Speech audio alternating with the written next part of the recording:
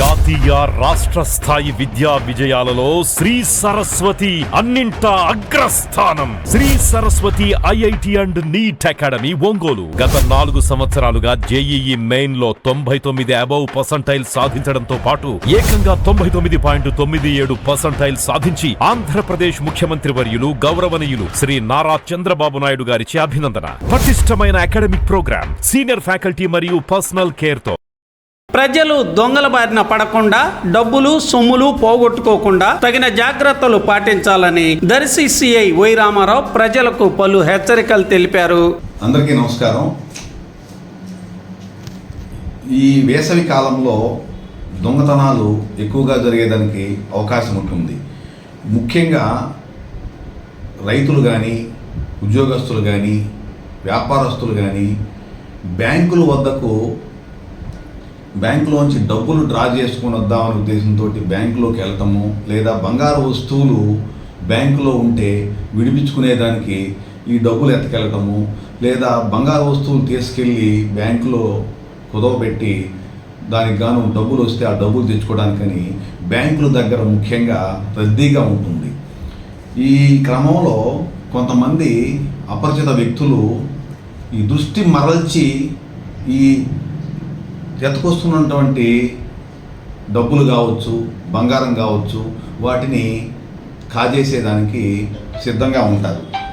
కాబట్టి దయచేసి ప్రజలందరూ కూడా గమనించాలి.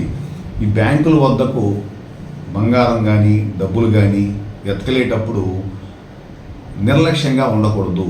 అంటే ఎలా అంటే, బైక్లో ఎత్తుకెళ్ళేటప్పుడు ముందు ట్యాంక్ కవర్లో పెట్టడము, లేకపోతే సంచికి తగిలించుకొని పోవటము, ఇట్లా పోతున్న క్రమంలో మధ్యలో ఏదో ఫోన్ వచ్చి ఆగి మాట్లాడుతూ ఆ ఫోన్ ధ్యాసలో పడిపోతే నీ ఎనిగిడితే ఈ అపరిచిత వ్యక్తులు ఫాలో అవుతూ ఉంటారు. నువ్వు బ్యాంకులోంచి డబ్బులు ఎత్తుకొస్తున్నట్టుగా, కవర్లో డబ్బులు పెట్టుకున్నట్టుగా, అలాగే ఏదన్నా సంచిలో బ్యాంకులోంచి వస్తున్నట్టుగా సంచి తీసుకొని వీటన్నిటినీ గమనిస్తారు. ముందుగానే కాపు కాస్తుంటారు బ్యాంకుల దగ్గర. వాళ్ళు మిమ్మల్ని ఫాలో అవుతూ ఉంటారు. నువ్వు ఇంటికి వెళ్ళే క్రమంలో టౌన్లో మధ్యలో ఎక్కడో చోట కూరగాయలు తీసుకుందామనో, లేదా చిల్లర సామాన్ తీసుకుందామనో, లేదా టిఫిన్ చేద్దామనో ఎక్కడన్నా నువ్వు ఆగి ఆ టైంలో నువ్వు ఆటోమేటిక్గా 1 నిమిషమే కదా, 2 నిమిషాలే కదా, షాపులోకి పోయి వస్తాము, ఈలోపు ఈ కవరు ట్యాంకులోనే మన బండికి ఆయిల్ ట్యాంక్ మీద కవర్ ఉంటుంది కదా, ఆ ట్యాంక్లో పెట్టుకోవటము ఇట్లా చేస్తుంటారు. ఈ షాప్లో పోయినటువంటి మీరు వచ్చే లోపల మీ ఎనిగిడితే ఆల్రెడీ ఫాలో అయినటువంటి అపరిచిత వ్యక్తులు అటెన్షన్ డైవర్షన్ గ్యాంగ్ అంటారు. వాళ్ళు నువ్వు ఎప్పుడైతే షాపులోకి వెళ్తావో గమనించి వెంటనే ఈ బండిలో ఉన్నటువంటి కవర్ని తీసుకొని వెళ్ళిపోతారు. సో మీరు వచ్చి చూసుకుంటే ఆ కవర్ పోయి ఉంటుంది. అప్పుడు లబోదిబ్బమనాల్సిన పరిస్థితి. కాబట్టి సొమ్ము పట్ల, సొమ్ము అంటే బంగారం కావచ్చు, డబ్బులు కావచ్చు, ఏదైనా విలువైన వస్తువులు కావచ్చు, వాటి పట్ల మీరు చాలా చాలా జాగ్రత్తగా ఉండాలి. ఎంతో కష్టపడి సంపాదించినటువంటి సొమ్ము మీరు పోగొట్టుకుంటే, మీ యొక్క అవసరాల రీత్యా సంపాదించుకొని కష్టపడి దాచిపెట్టుకున్నటువంటి సొమ్మును పోగొట్టుకుంటే అది చాలా బాధాకరంగా ఉంటుంది.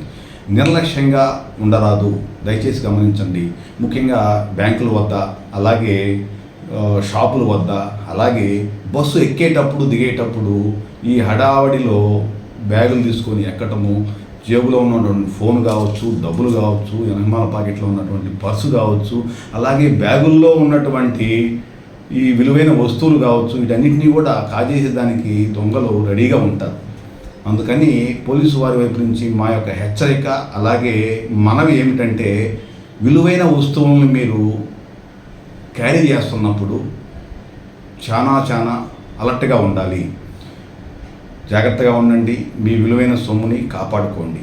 అలాగే ఇళ్లల్లో కూడా ఈ విలువైన సొమ్ముని ఉంచి మీరు ఊర్లకు వెళ్ళటము, లేదా ఫంక్షన్లకు వెళ్ళటము, లేదా ఇంకొక కార్యక్రమానికి బయటికి వెళ్ళేటప్పుడు తాళాలు వేసి ఆ తాళాలని ఆ పక్కనే ఆ సెల్ఫ్లోనో, లేకపోతే చెప్పుల స్టాండ్లోనో అట్లాంటి చోట్ల పెట్టిపోతూ ఉంటారు.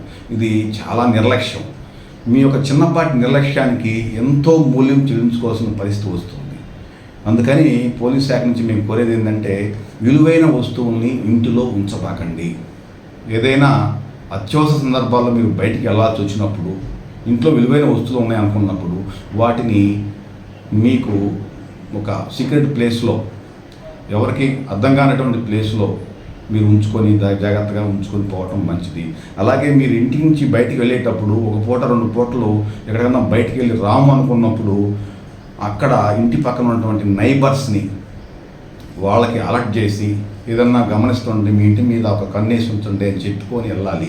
అలాగే ఇంకా వీలైతే ప్రతి ఒక్కరూ కూడా ఇంటి దగ్గర కానీ షాపుల వద్ద కానీ ఎక్కడైనా సరే మీకు అనుకూలం ఉన్న కాడల్లా కూడా సీసీ కెమెరాలు ఏర్పాటు చేసుకోవాలని చెప్పేసి మేము కోరుతా ఉన్నాము.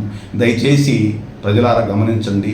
కష్టపడ్డ సొమ్ముని పోగొట్టుకోవడం అనేది మీ యొక్క నిర్లక్ష్యానికి ఇదవుతుంది. గమనించండి, జాగ్రత్తగా ఉండండి, మీ సొమ్ముని కాపాడుకోండి. Thank you.